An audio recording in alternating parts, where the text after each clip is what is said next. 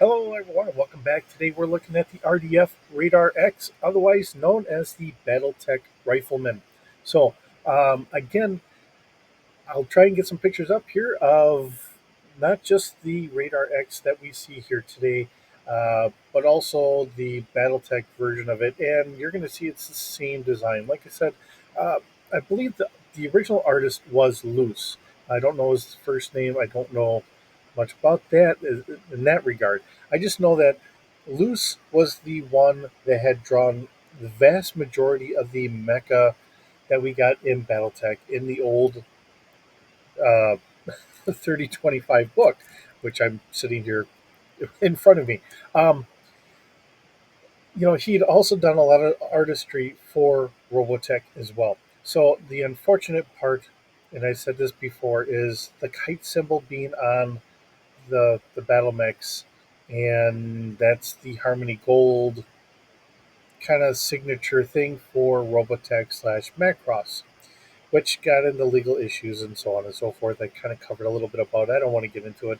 It's just as a gamer and a fan in that it's immaterial to me, at least in my world. Uh, I love the machines. I love the genre, and that's really where we want to kind of center ourselves. So the interesting thing is, if you notice this, as well as the um, Warhammer or the Excalibur, it's the same machine. It's the same feat. The torso and that are different, but it's the same hips and feet between the two of them. Now, this one we have it listed as, I don't know if they have a weight here. Yep, 21.7 tons. The other one was 31 and some odd tons. Now, the interesting thing is when we look at the difference between the BattleTech world. Here, I'm trying to find it real quickly. Now, this is a 60, yeah, there are 10-ton difference between the two of them. The Rifleman is 60 tons, and our Warhammer is a 70-ton battle mech. Now, obviously, we can look at it, they have different purposes. Okay, the Warhammer was a kind of all around big, heavy battle mech to just be a frontline fighter for the most part. Now, our Radar X or Rifleman is really an anti aircraft battle mech. So keep that in mind. They're different purposes. Now, in the game, we love to take these things and we would modify the dickens out of them and have all sorts of fun. And that was the beauty of playing Battletech. It's just what we did, at least in my group. I'm sure everyone else was doing the same thing. Because, one of my other friends said, we kind of met later on.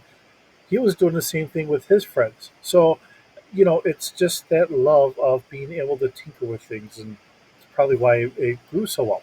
All right, so this is the Robotech Defense Forces Radar X Destroyed, and we're also going to kind of cover it here as the Rifleman. Let's sneak on down so we can look at the write up that we have here. All right, so the Radar X is another one of the RDF transformable Battloid mechas known as Destroids. This one used specifically for anti-aircraft unit aboard the SDF-1 by the UN Spacey and local Earth governments.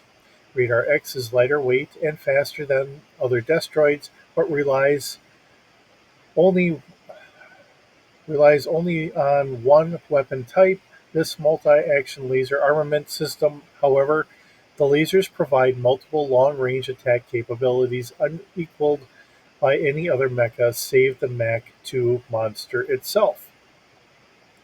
Despite the Radar X's superior range, it suffers from several disadvantages.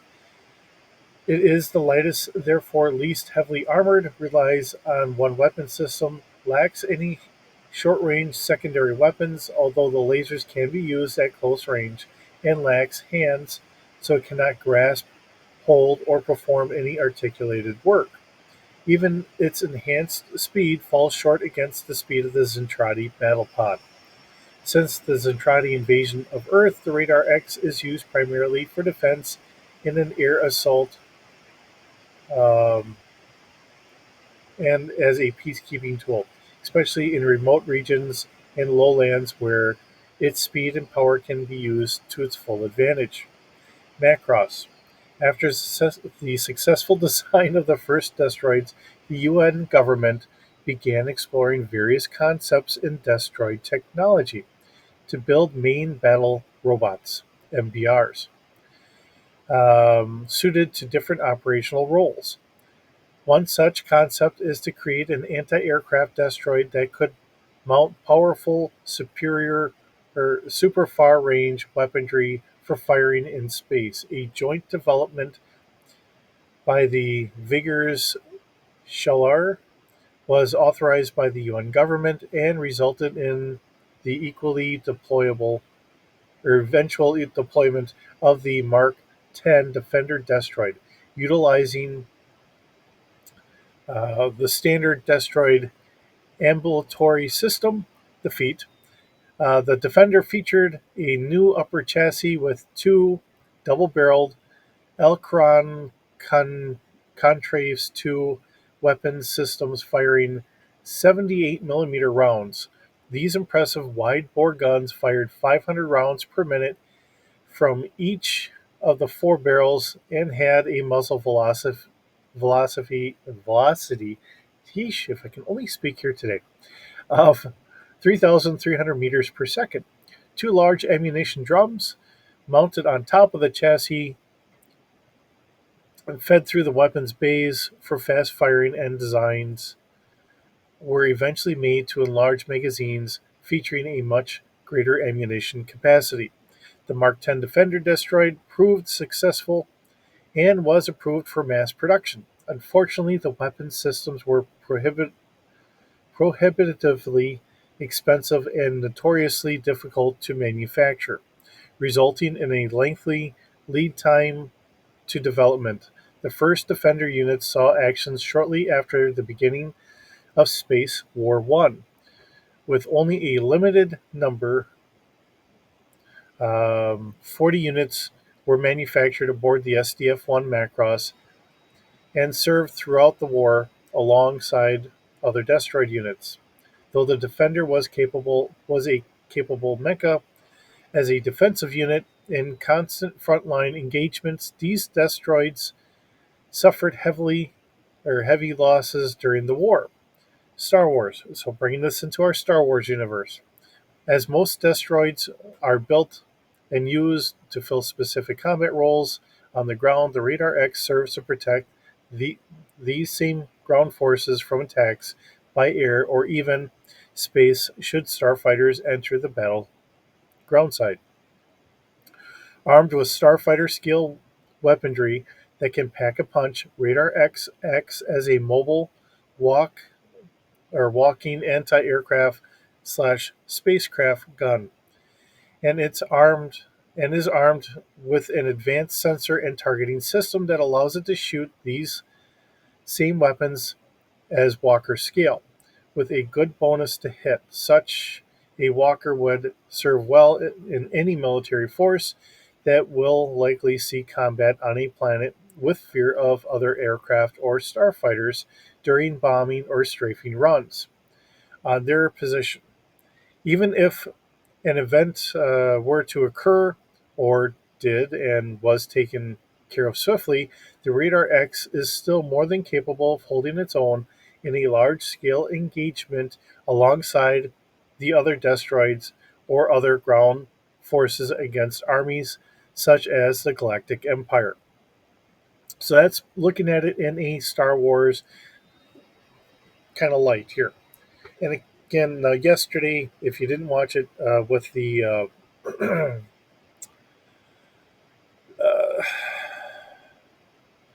my mind is just cheese this morning. Okay, what the video I put up yesterday, the Excalibur.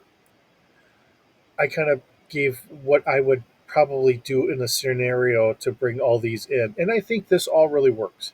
Now, people that are maybe better off at coming up with stories than me could come up with some other ways, maybe even taking the original author of this, their viewpoint of how to put it in. Either way, um, I think it would be wonderful to see these all brought into the Star Wars universe. Of course, there again, I've made this comment many times before. I would also love to see Star Trek brought into the Star Wars universe as well, but that's me. Okay, so let's take a look at the size. This is 35.3 feet tall, or 10.75 meters. So this is slightly shorter than the Excalibur. A length is 16.7 feet. Width is, or weight is 21.7 tons, which I had already mentioned. This is about 10 tons lighter than the Excalibur, and in Battletech, it's a 60-ton machine compared to a 70-ton machine for the Warhammer. Now, this has a crew of one or two. Keep in mind, like I said yesterday, if we have a dual cockpit in here, typically it's going to be a unit commander. Um, Most of the time, whenever we see that, we have someone that's on the front lines trying to command everyone, give them updates and everything else. Now, I will say later on, and we see video games doing this where it's mech commander and all that, where you actually have someone on board of a drop ship that's commanding everyone around, um, which is great if you have that available. So often, and I will say this with Robotech, they may not have a direct link with the SDF-1 or some other ship to be able to do that. They have to do this on their own. Likewise, in Battletech, when we first got this, it was all real small units going out there. So you may have to have a commander in there trying to give everyone orders. Now, most often, it was only a single person in there, and they'd kind of hold back a little bit. They'd take shots here and there while they were leading the battle themselves. But however it works, whenever we do see a second seat, usually it is a unit commander. Not saying it couldn't be a gunner, but typically it would be a unit commander. All right, so we're not going to have any extra passengers. Cargo capacity is a little higher on this one. It's actually double what we had on the Excalibur. We have 80 kilograms. Full coverage, which makes all the sense in the world. Cost, this is not available for sale on the open market. Move, this can go 80 miles per hour or 128.72 kilometers an hour. Now, in Battletech, the cruising speed is actually 43 kilometers an hour. Maximum speed is 64.8 kilometers an hour. Um, these were not very fast machines because they were meant more as a backline unit to help kind of cover them from air attacks. Okay, so we do have a body strength of 60. Um, Now, I can't really say what you're really looking at here. I mean, I can tell you that we have um, internal armor.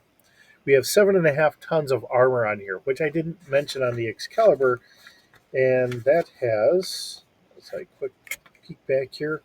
That's got that has 10 tons of armor. So what it comes down to for someone like me, that if I want to put this in here, I have to remember what we had for the Excalibur and where we are here, and try and figure that out. Where do we want that to go? So I can say for armor value to body strength. Okay. The other thing that doesn't come into this in comparison to Battletech is we have an internal armor structure, um, which is 6 tons here. And the internal armor on the Excalibur or the Warhammer is 7 tons.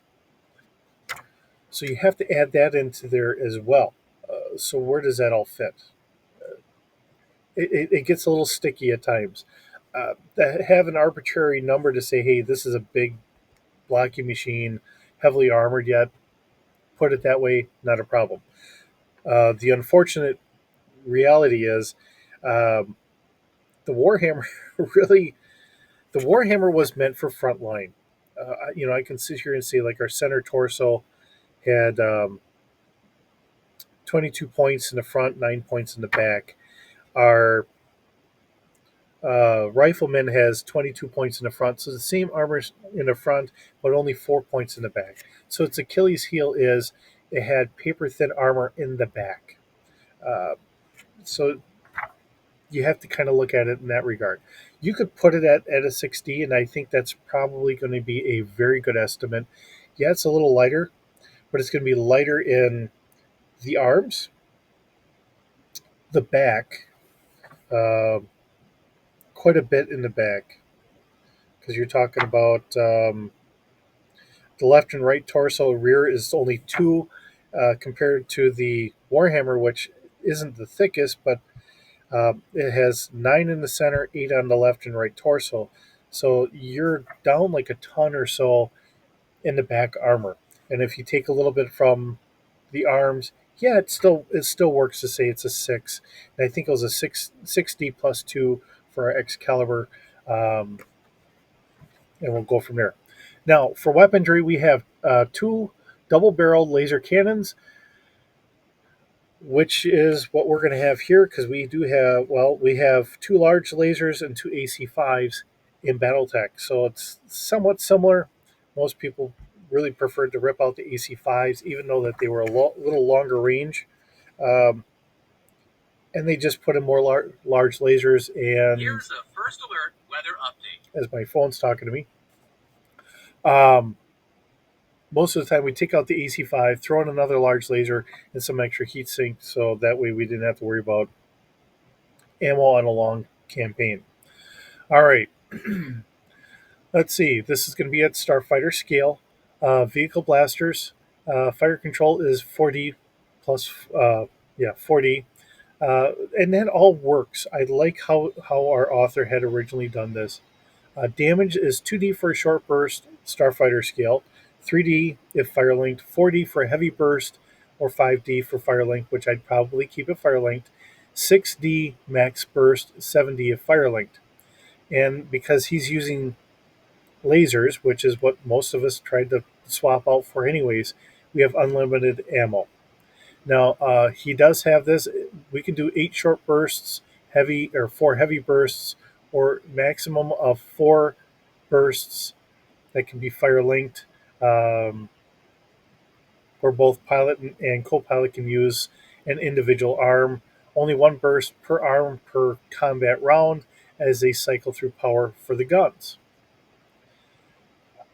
I'll agree with all that. I really will. Um, just trying to keep it, like I said, I like to keep these a little bit on the nice and easy side, so we don't have to keep track of how many rounds you've shot, how many you've done this, how many, all that stuff. So let's see. We have optional weaponry. We have autocannons, air cooled, can be fire linked. All right. So again, you're going to have maybe like the top cannon's going to be your laser, the bottom cannon's going to be your autocannon, or however you want to do it. Again, it would be Starfighter scale. Um, it's going to be a heavy weapons skill. Fire control is going to be 4D. Has a range of 8 miles. Damage is going to be 2D. Short burst, short volley, short burst. 3D, long volley, which fires 2 rounds. And we have 5D maximum volley, fires 4 rounds. Actually, this is the same for all 4 barrels. So if you had say, the earlier autocannon version of this, and we're going to say it's got 200 rounds per arm, 4 rounds fired at max volley per type. Rate of fire 6 short volleys, 4 long volleys, 2 max volleys for per cannons. All right, hand-to-hand combat. We're going to do a 4D for a punch, 4D for a body block, 4D for a stomp. Note that it can't jump, can't leap, can't climb. It doesn't have the hands or anything else. And if you were to actually balance something on the arms, your maximum carry weight is going to be 6 tons. Special equipment. Let's see. Advanced radar and sensory unit mounted on the top of the radar's main body housing where a head would be. The radar range is 200 miles, can track 77 targets. Other sensors are heat, has a heat pickup, so probably your typical thermal imager. Motion tracking detects and registers movement within 600 feet. Radiation detects and registers levels of radiation. In un, Infrared and ultraviolet. I think it's supposed to be infrared and ultraviolet optical video scanning. Combat computer calculates and transmits data to control in the heads up display. Long range lasers, infrared, and visible light searchlights out to 600 feet. So, standard destroyed equipment, which I don't think we had this part written up on the other one. Let's see, we have a fusion reactor, searchlights, radar, 30 miles, radio video communications, laser targeting system, combat computer, external audio pickup, loudspeaker, thermal imager, night vision optics, reinforced pilot's compartment. Let's see, heat radiation shields, independent oxygen circulatory system, fuel capacity, because they're using protoculture, which I was fumbling on yesterday, for Robotech compared to using a nuclear engine. Um, and we have 180-degree rotation on all destroids except the Mach 2. So, and that's what we would call the torso twist in Battletech. So that way you could twist so you can aim at something else. Um, Going through our Battletech, I mean, we do have armament. We have two heavy lasers, we have two medium lasers, and we have two AC-5s autocannons. Um, AC-5 is a fairly long one. There's a longer range. That's an AC-2, but it the funny thing is how they did it in BattleTech. AC-2 did 2 damage. AC-5 is 5 damage. Then there's an AC-10, which did 10 damage, and then an AC-20. And I think that's all of them. And I'm looking. Yep, 2, 5, 10, and 20. And your 10 is 10 damage, 20 is 20 damage. Trying to figure out how we're going to balance that out for doing kind of a BattleTech conversion into Star Wars will be interesting. I do have that printed out, so I can kind of go through that, try and figure out exactly where we want to put our weapons, our weapon damages, so we can try and get that out here at the end of the week. With that, thank you so very much for stopping by. Thanks for joining me today. It's wonderful having you here. I hope you're having a wonderful day, and we will see you in the next video.